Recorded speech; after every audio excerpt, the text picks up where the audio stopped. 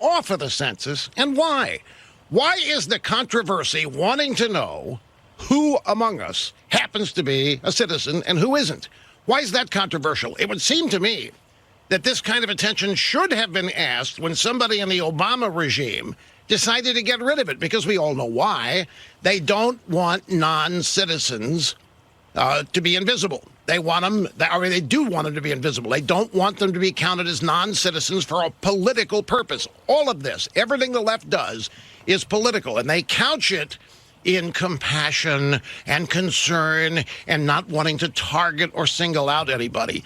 My problem with all of this is that the American left today seems to have one major problem that is guiding every agenda item they have, and that is they don't like this country. They don't like this country as founded. They don't like this country's place in the world, and so they want to diminish us. They're too afraid of American superpower, American exceptionalism. But this idea of who's a citizen and who isn't, why did that question get taken off? That's where everybody's focus should have been. And I'll put this on the Republicans. Look at the way things happen. Obama takes the question off. The Republicans do what? Say nothing.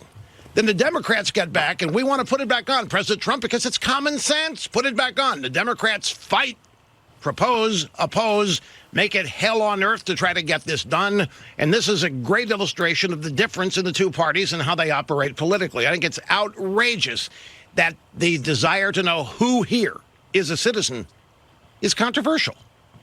Well, I don't know exactly when they did stop putting it on, but that certainly is what a lot of people are talking about. 2010, when President Obama, it's been on there from 1870 to 2010. Rush, will you elaborate a little bit? Exactly my point. Exactly my point. The controversy, who took it off and why. Look, we know the answer to this. It just needs to be explained to people. As far as people are concerned, wanting to find out who's here is the suspicious thing. Wanting to find out who among us is a citizen is now the suspicious or controversial thing. This is 180 degrees out of phase. It's wrong. And I applaud the president for trying to get this done. And I think by hook or by crook, he actually will get it done. He's focusing everybody's attention on it, which is the first thing you have to do to affect positive change. Will you elaborate on how exactly this would affect elections? Why don't the Democrats want this on the census report? You said it's political. Will you elaborate on that? Well, it's ultimately they want these people to be able to vote. The reason the Democrats want open borders, look, there's a lot going on with this. The first thing behind this is a globalist movement to eliminate the whole concept of citizenship. And look, I know that some of this is going to sound strange, but it really isn't. This is happening. They want to replace the concept of citizenship with residence. And these are global elites who want to manage the world and control as much of the population as they can. And the first thing you do, if you really want to do that, is get rid of this concept that people are citizens of different countries. You replace that concept with residents. Now, you bring it to this country specifically. The Democrats here want open borders. They want as many people crossing the border as possible. Multiple reasons. One is they need a permanent underclass. The Democrat Party is a party that the worst thing can happen to it is for people to become self-reliant, for people to be able to produce for themselves. They need people constantly in need, dependent. They need to create as many victims as they can, people hopeless, thinking the game is rigged. They have no chance because the deck is stacked against them. The Democrats are going to pave the way for them, going to protect them. And so they need as many of these people as they can get, people with no chance, no hope, and they become the champion. They need these people. They want them to vote. Right now, you have to be a citizen to vote, except in California. They want non-citizens to vote there. They're trying to make that happen. Keep an eye on California. It's the model for what the left wants the entire country to become. But the whole question about politics here, Ainsley, is citizens, non-citizens can't vote. The Democrats want these people to vote. And that's the underlying desire and energy behind this as far as they're concerned. Rush, let me ask you about this division within the Democratic caucus between Speaker Pelosi and the significant four, led by Alexandria. The squad, that's right, led by Ocasio-Cortez, AOC, seemingly to play a race card with Pelosi. What do you make of this situation? I think this is another example. Do you think at the end of the day, when we get to 2020, when we get to the campaign, the election, they're going to be disunified? They're not. Look, this is the young Turks in the party wanting to have some say-so. It's time-honored. There's nothing new going on here except Alexandria Ocasio-Cortez calling Pelosi a racist pig, essentially, which is humorous and funny because you don't normally see Democrats make that allegation about each other. But again, this is we're looking at this the wrong way. We think we got a great news story here of division in the Democrat Party. The real story with the Democrat Party, you guys, is their utter failure to get rid of Donald Trump. Their frustration is immeasurable, and this is what's driving everything they are doing.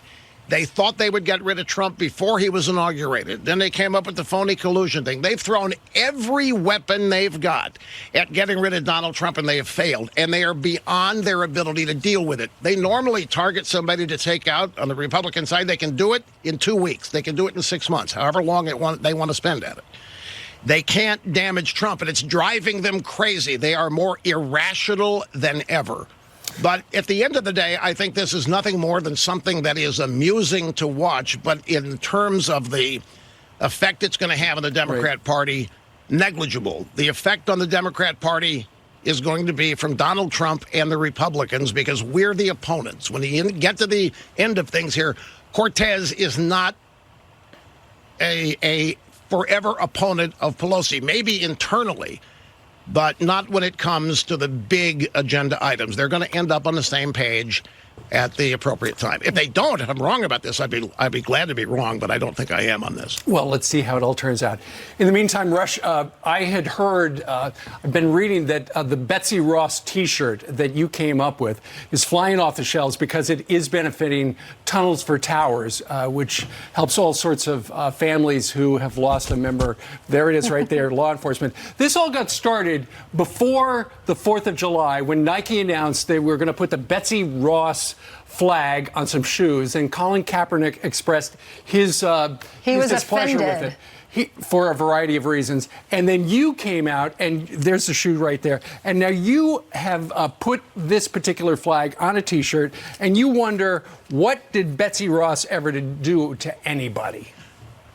You know, there's an overarching thing to this, too. And you can look at the American women's World Soccer team as an illustration of this, too. I'm not convinced, by the way, that Nike didn't dredge all this up as a PR stunt. But even if they did, here's the point. You have people, in the case of the soccer team, they want to be on the team. They want to represent America. They go out and perform. They achieve something magnificent athletically. What do they do with the platform? Start trashing America. Start beating up on the country they claimed they wanted to represent. Kaepernick looks at a pair of tennis shoes. I don't like that flag. That flag stands for this and that. Nike's, okay, we'll cancel it.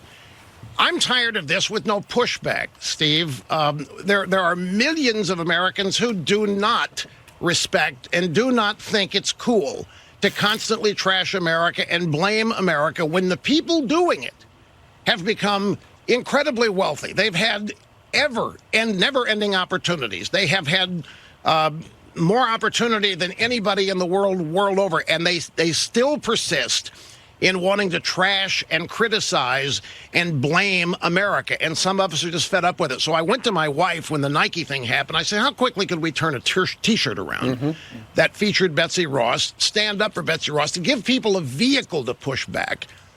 Because there are a lot of people out there that feel a little powerless. They're as livid about this as I am, but what can they do about it? So we've given them an opportunity. We partnered with Tunnel to Towers on this to make sure people knew this was not a pursuit of profit on the part of me or my organization or my program. We do everything here. We fulfill them, we order them, we design them, we sell them. In 4 days this week, it's the largest selling item that we have ever had. Wow. It's the single greatest revenue generating item we've ever had in the RushLimbaugh.com store. People have just glommed onto this, I like to say, like nothing else that we've ever offered. It's